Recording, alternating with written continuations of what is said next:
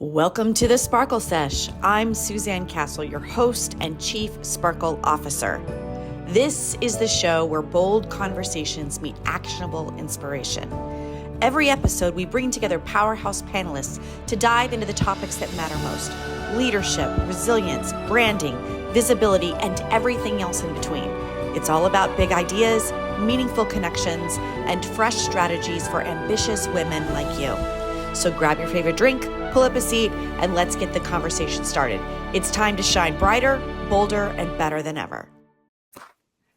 If you have ever said to yourself, I'm not a money person, this episode is for you. Promise it's also for me. Because today we're not here to guilt you over your latte. We're not going to shame you into a spreadsheet. We're going to talk about money mindset. And not just the how, but also the why. And most importantly, your own way of getting at money. So you see, our theme today is her money, her way, 3 perspectives, because our 3 experts are going to tell you all about that. Their money story is all different. This powerhouse trio of financial trailblazers is going to spark this conversation. And I know they're going to pour a little clarity and confidence into your money game. So I can't wait to introduce them. First up, we have Lauren Fish. She's the founder of BookWise Solutions and Beyond, and she is on a mission to make numbers less intimidating and more empowering. We all need that, right? She blends no-nonsense strategy with a whole lot of heart, and she helps entrepreneurs build financial clarity that they can actually feel good about. Hi, Lauren. I'm glad you're here. Hi, thank you for having me. So wonderful. And we're also joined by Micah James. Micah is the Chief Empowerment Officer of Empowering Financial Coaching. She has a background in ministry, in education, in coaching, in nonprofit world, and she's all about helping families uncover their own personalized financial strategies without shame and only support. Micah, so glad that you're here. I am always glad to be with you, Suzanne. These are always so fun. It is. I love this conversation. It's going to be great. And finally, wisdom is among us in the woman named Debra Morrison. She is a true pioneer in the financial world with over 45 years as a certified financial planner and now the founder of We Can Do It Women. She's fiercely committed to helping women over 60 reclaim worth, wealth, and their voice. Debra, thank you for honoring us with your time today. Oh, it's a pleasure to be with you. So excited. So we're going to dive right in. All right. I have a first question, and I would love for each of you to answer this. And Debra, I'm going to come to you first.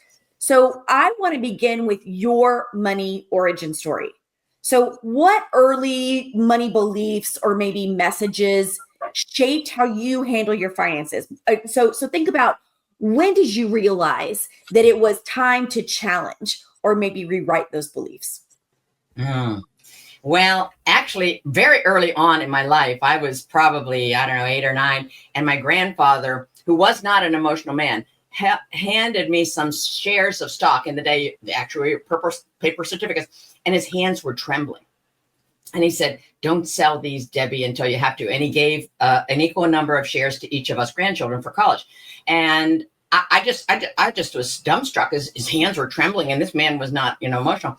And I thought to myself, there's something more to that than paper. And so then my aunt took me to the New York Stock Exchange at age 8, and I was pressed nose against the plexiglass at all the fury and the activity down below and the tickets flying and the paper.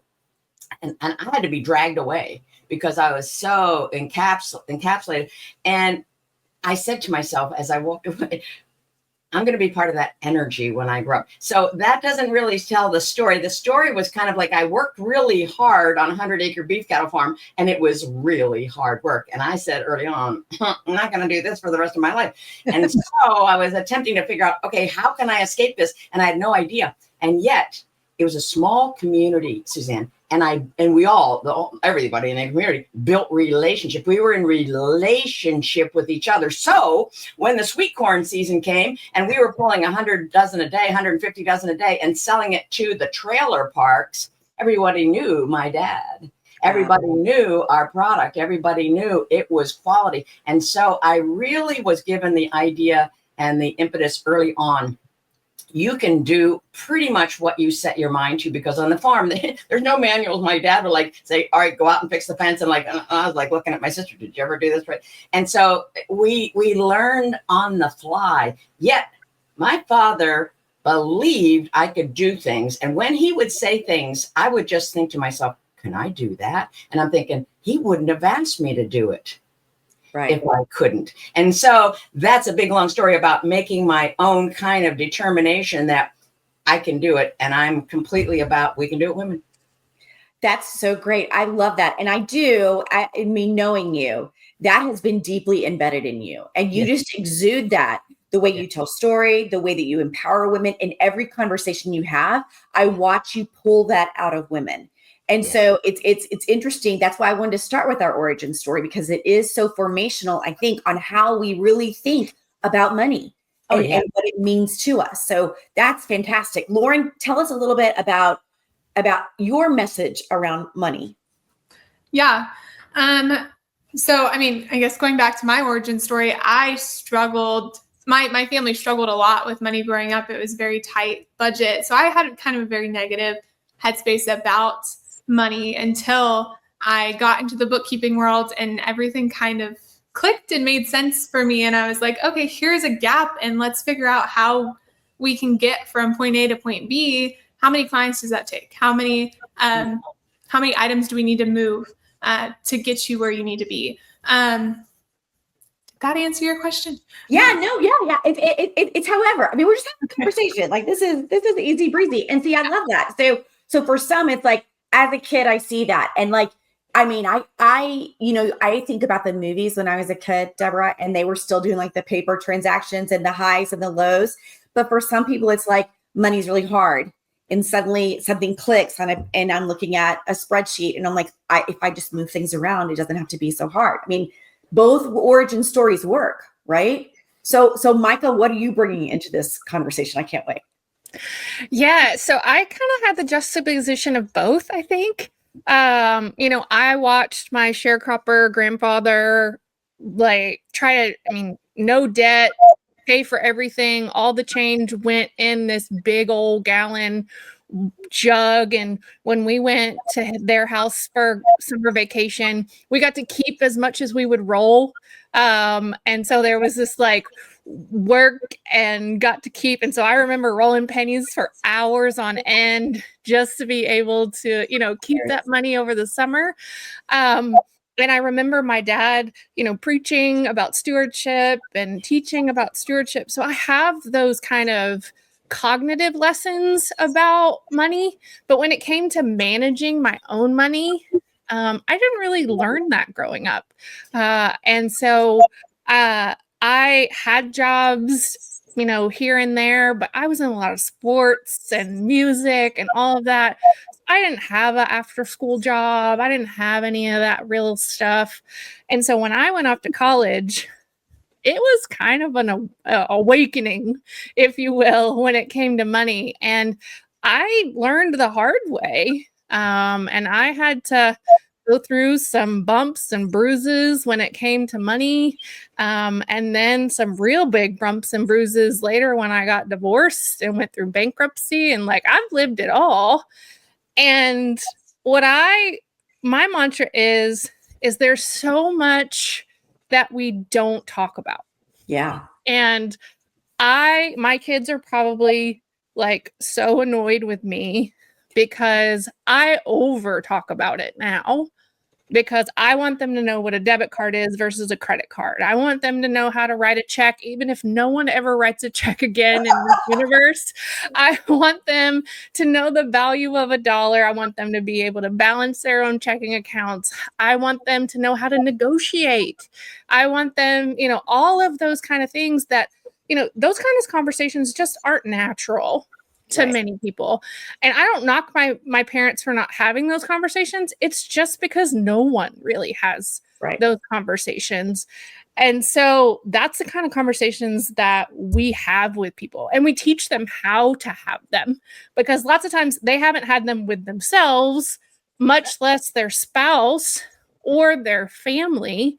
And so if you don't have the tools to have them with yourself, Like, what do I even think about money? How are you going to have that conversation with your spouse? And then how are you going to pass it on to your kids? And Right. so like, I've been there, done that. And so that's kind of my narrative is like, I've been there.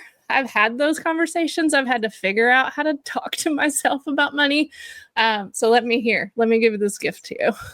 You know, I this is so interesting to me. And I do think that's why I wanted to start with origin story, because I do think you need to know what your own money history is with your own self. Like what comes up for you when you think about money.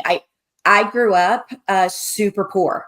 Like we were on food stamps. You know, I didn't know that at the time. And we had S&H green stamps. That's how we bought things. I mean, for those of you that don't know what that is, I mean, like, I remember those. Yeah. You went to a store and that's how you paid for things. And, you know, I did not know that we were poor. You know, we went to Goodwill to buy clothes. I just thought everybody did that. I didn't know. And so I carry a lot of scarcity and fear about money, because when I figured that out, suddenly that fear got turned on with me, and I still carry that with me. And I think it is important to have conversations and understand, if I have fear about money, how does that show up? What does that keep me from doing, et cetera? Or what do I do in, you know, even in a swing of that? Like sometimes I make not great financial decisions because I'm like, well, I'm not going to be about fear, so I'm just going to go do that thing, you know? And I think this is a good place to begin. So Lauren, let me turn to you, because one thing that I love about your work and how we've gotten to get to know each other is that you really ground everything in clarity. You meet people where they are. And when we've had conversations, you never make me feel like I need a financial degree to thrive. And I think that's some of the magic of what you're doing. And so let me ask you a question. What is maybe one overlooked financial habit or maybe a system that you see that instantly boosts confidence for business owners who feel maybe stuck in survival mode? Yeah, of course. Well, thank you. I really appreciate the compliment. I kind of credit that to, I didn't go through a like typical college. I mean, I did go through college, but I didn't go through like a typical financial journey when it comes to understanding it. I learned from my dad, who's a CPA. And he kind of taught it to me at kind of like that base level. So that's how I like to approach it. But I think something that is overlooked a lot is really you just looking at your numbers, like just knowing them, like just being able to look at them with no judgment, no fear around it, which is really hard. But at the end of the day, they are numbers, and there are many ways to improve them. There are many ways to move them. There are many ways to change them. But just knowing them is so empowering for people, is what I found talking to people.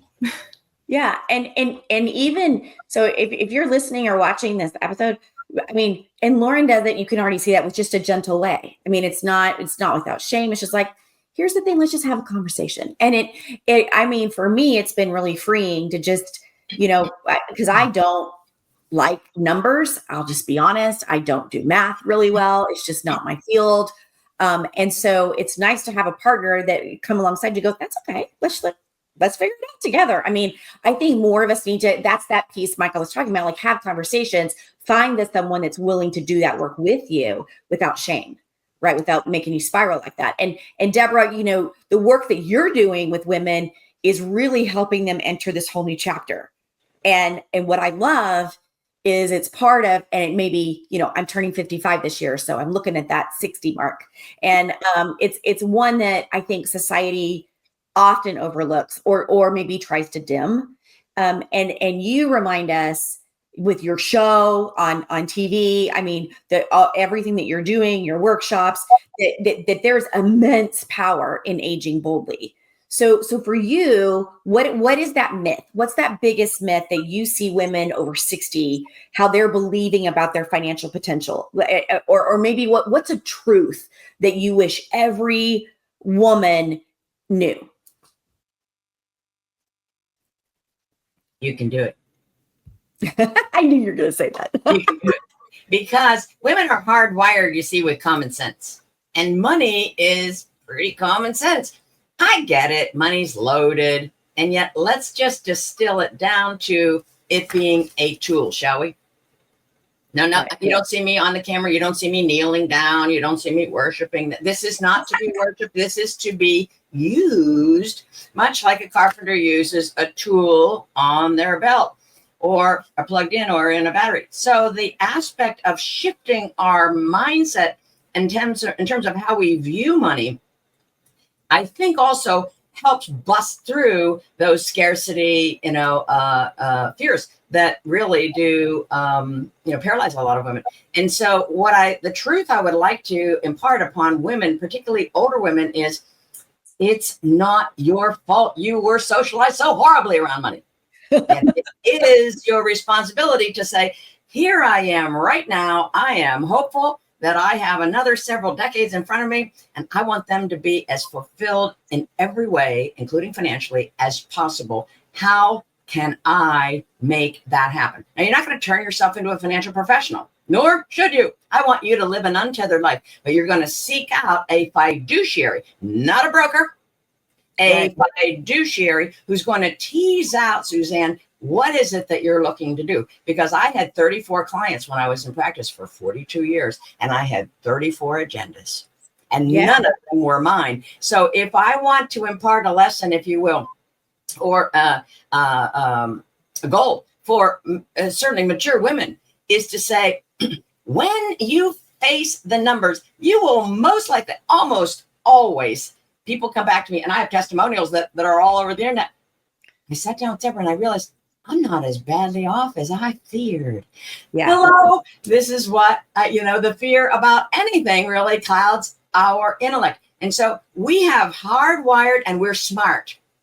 The women's contextual brain, I study the brain. It's very chit-chat, neuron chit-chat. Males' brains are not. And so we want to know about the context, right? Men are like, more stocks, the better. Women are like, I got a bunch of stuff. Is it working for me? And that's when you're going to get down and imagine that you can tease out and say and write down and aspire toward your goals for this next 1 to 3, 12 months, 1 to 3 years, 3 to 5 years, and chunk it out. See, we don't have a manual for anything in life. You don't have a manual for raising a kid, and somehow you did it. You didn't have a manual for becoming an entrepreneurship, and somehow you did it. And you're not going to have a manual and no steps 11, 12, 13, 14 about your finances. Get over yourself. Right. Yes. The 1,000 miles starts with one step. And the one step is saying, it wasn't my fault. I was socialized horribly. Don't rear your little head over that Betty. Bob will handle it. Great. If Bob doesn't predecease you or come home and trade you in for 230s. I want to, theoretically, pop open an older woman's head, pull out the crap, and put in food-empowered stuff on which they can base their next step. And I want women to get a win, because women have lost money and castigate themselves for something that happened 15 years ago. I want to shed the shame, to stand in our power and say, from this moment forward, what is it that I'm seeking to achieve, and how can I make my money match that goal? I love that. And that's all about understanding your relationship with yourself first, not anything else first. Like, how do you love yourself? How do you want to love yourself with your money? For some of us, take the mirror, just like Micah was saying, take the mirror. Have that conversation with yourself. Yeah. And okay, so Micah, you did talk about relationship, right? Yeah. And I know your approach, because you are dealing with families and children, and each of you, I love that all of you are coming at this so different. That's why I asked you to be on this, because I knew the conversation would be very rich. And I know that a lot of what you're doing and teaching with your financial coaching is helping families see money through a lens of grace and a lens of growth. And so in your coaching experience, as you've worked with families, and a lot of times I think people are coming to you in panic, and the money's not working. They've got blended families. It's just not stretching far enough. What do you think is the most common mindset block? And maybe that the moms, the women that are keeping them from truly believing that they can change their financial future? Yeah, I think I'm actually going to steal one of your mantras, Suzanne. I think I saw you post about it this week. Is like, you can't do bold things if you're thinking small. Yeah. And I think one of the things that I see most is people don't take steps because they're afraid they're going to make the wrong one. Yeah. And so, they're afraid to lay it all out because they're afraid that if they lay it all out, that they've done something wrong and it'll expose something. Or they're afraid if they've laid it all out already, they're afraid to make a budget because they're afraid they're going to make the wrong priorities. So at every turn, they're afraid they're going to make the wrong choice. And we talk a lot about how just like you ladies have talked about, how the emotions, we kind of have to tell them to go sit in the corner. Yes. And we have to use it as a tool. And if we only have this much, then this is how much we have to deal with today. And what are the priorities? And if the line stops here, the line stops here, what doesn't get done?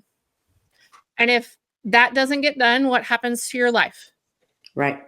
And if that doesn't happen and that happens to your life, then what does that mean? Does that mean everybody gets one Christmas present instead of 10? Does that mean, Susie is in one extracurricular instead of 3? Does that mean this year we're not upgrading the car? Does that mean, it's all kinds of things that we can have, at my very worst, those choices seemed like luxury. And so at my very worst, it meant, are we having rice and beans? Or are we going and getting chicken from the store? So, those are the kind of choices.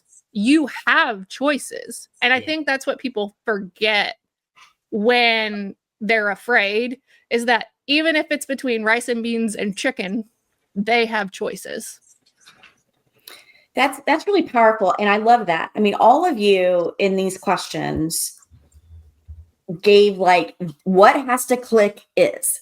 Mm-hmm. And you all said it in a different way, but it is about decision. You can choose to put your head in the sand, but you're still making a decision. Yes. And so you can decide to have a partner alongside you who knows more than you do about money. Mm-hmm. You can decide that the story that you were raised in is the story you're going to implement. Or you can decide that you're going to do something different. You're going to give all your money away. You're going to, along every way you decide. And I think a lot of my work, you all know, is about decision making. I am all about helping people make better, more sustainable decisions quicker and faster. And so I think part of money, I think, is that I joked yesterday on our coaching call, I think Micah was on there, that just make the decision already, because there's very few decisions that are going to bankrupt you in an hour. And yet we bring all of that angst, like this decision is going to burn the house down. I'm like, really? No. And if in 60 minutes, you're like, oh my God, you can come back usually from that decision. And so make the decision. And I think the same is true here. Like, try something. And tomorrow, if you're like, okay, I'm still feeling sick to my stomach, well, then change the decision. But make the decision. Start clicking with what you want your future to be looking like. And all of you said that in a different way. So I love it, because each of you now gave tools already for people listening and watching that they can implement right away. It's pretty great. One of the things, Suzanne, if I can interject, one of the things I always tell people about budgets is everybody's so scared of them. They think it's a spreadsheet, like, oh, it's a lock and key. Like, just like you said, you can go back to a budget and adjust it. Right. Like, you can change it. Right. Like, you are in control. It doesn't happen to you. You happen to it. So like, yeah, it's important. It's very important. So, okay. So let's do something doable then. Because we've kind of moved from mindset from story to mindset. Let's talk about like nuts and bolts, something actual here. So I'd love for each of you. Let's start with Debra. So what is maybe one practical way that a woman can start to reclaim that money story today? And here's what I will say: no spreadsheet required. So whether she's scared or she's stuck, or maybe she's simply unsure, like give her a first, let's use my terminology, glow up step. So Debra, what's something that she can take away right now from this conversation? Well, sometimes I ask in an audience, who gets paid first, your electric company or you? And people are like, well, And Yeah. so the concept of paying ourselves first is lost on a lot of women. And again, socialization has been that, and basically instilled that in too many of us. And so the idea of setting up a systematic, not when I get to it, what's in my wallet at the end of them. Yeah. Automatic from your bank or credit union into an investment. I like Betterment. I don't get a nickel from them. We use them institutionally. They also have a retail product, which is magnificent. I think that you can do $1 a month. No one cannot do this. All right. And so you transfer it over. So people come to me and say, well, I'm in such credit card debt. I can never start investing. And I say, did you just become in credit card debt because your roof leaked or your child had a very medical thing? No, I kind of have it the whole time. So if you've had it the whole time, now that's something we have to deal with. But if you just had it like once and gone, we want to deal with that. But when women stop themselves from putting themselves in the driver's seat because they had credit card debt or something else is more important, then we know that is a dot of information and that has to be changed. And the way to change it is to start a systematic savings plan, because when you see that statement or electronically, and then you see that dividend on top of it, and then the second month you put in another $1 and you see a dividend not only on the first month, but on the second month, that's called compounding. That's what the rich use. That's what Einstein called the eighth wonder of the world. And that's what you can enjoy too. And here's what happens.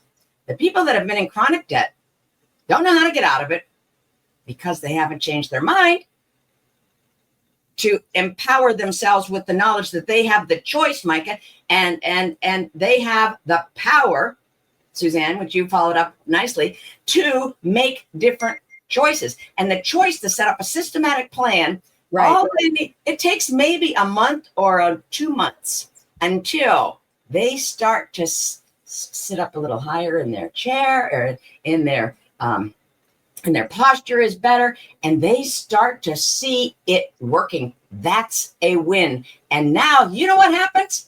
They make different choices about adding to that credit card debt, and they accentuate and accelerate the payment down of that debt. All the while, they're putting money in here, and somehow they find money. Like if you had an adjustable rate mortgage 100 years ago, right? And the mortgage rate went up, an eighth of a point. Did you move? Right. No. When eggs got more expensive and gas got more expensive, did you just ground the whole family and nobody ate?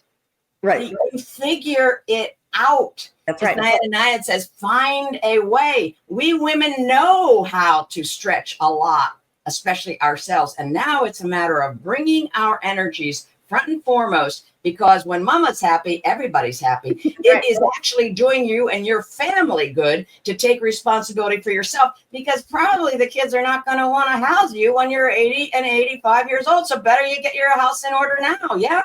Yeah. I don't live with my kids. So yes, all of that. Well said. Well said. Okay. So Lauren, what's a practical, no spreadsheet, because I know that's your land, but no spreadsheet required, something that we can do right now?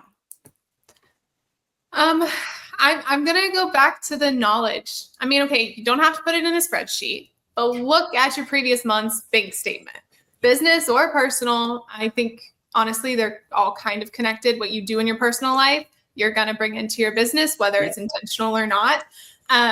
But look at your previous statement and just highlight the BS stuff, the stuff you did not need to spend money on, the stuff that was like, hey, I met somebody, they really talked me into buying this thing and I didn't really need this thing, but I said yes anyway.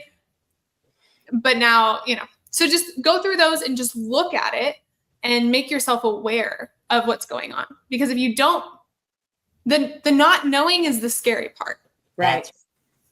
So that's good. I love that. So we've got compounding interest, like get in the game there, get aware. I love these tips. Okay, Micah, bring it home. What's your tip? I would say name and claim your values. We all have those things in us that are the non-negotiables. If somebody came to me and said, you have to choose between a medical thing for your kid and something, like, obviously, right? So name and claim and hold those values. So when my son brings home the book fair thing, or all of those silly whatever, like, I can look at it and go, does this align with my values? Right. Is this a thing that I want to spend my money on right now? Or do I want to put it in an investment? Is my value right now getting out of debt so I can have a future? So name and claim those values and what your priorities are right now. And it will guide your decisions every time and make it so much easier to say, I'm not going out to eat today. Right. Right. I think what I would add that's helped me is really don't do the money thing when you're tired. Because that's when you will drive through McDonald's, or you will you'll scroll Amazon and just start putting stuff you don't need in your cart. So don't do anything with money when you're tired. So you think about money and you pay bills and you do those things. You shop online when you're not tired, because you will just make different, better decisions from that place. So I love that we all gave different tips here. Okay. So each of you has been so gracious to gift things. So I'm going to go Micah, Debra, Lauren.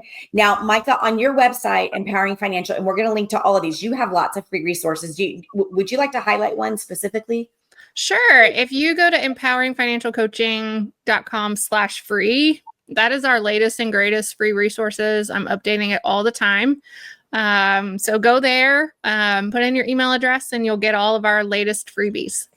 Love that so much. And you want to be on our email list, because, I don't have kids in the house anymore, but she's always giving, like, here's your clarity planner. Hey, here's a budget thing. Oh, summer's coming up. Here's how to do a barbecue with all of your neighbors for less than $20. I mean, like, really cool things all the time. So be sure and get hooked up with her.